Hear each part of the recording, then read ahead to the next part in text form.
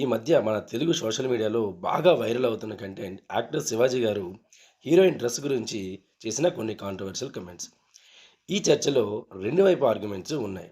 ఒకవైపు సాంప్రదాయ వస్త్రధారణ అండ్ సంస్కృతి పరిరక్షణ గురించి ఉంటే, మరోవైపు ఉమెన్ వ్యక్తిగత స్వేచ్ఛ, ఆధునికత మరియు ఇండివిజువల్ చాయిసెస్ గురించి ఉన్నాయి.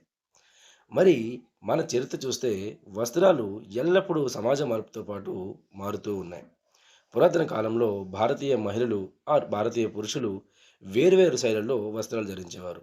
ఎవ్రీ ఎరా ఇది చేంజ్ అవుతూ ఉంటుంది. నా పర్సనల్ ఆలోచన ఏంటంటే, డిస్కషన్స్ అనేవి చాలా అవసరం.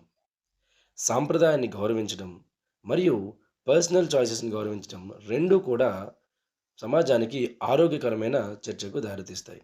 ప్రతి ఒక్కరి భావన వింటే తప్ప మనం నిజమైన అర్థాన్ని తీసుకోలేము. మరి మీ ఒపీనియన్ ఏంటి? సాంప్రదాయం మరియు మోడర్న్ కల్చర్ మధ్య బ్యాలెన్స్ ఎలా చేయాలి?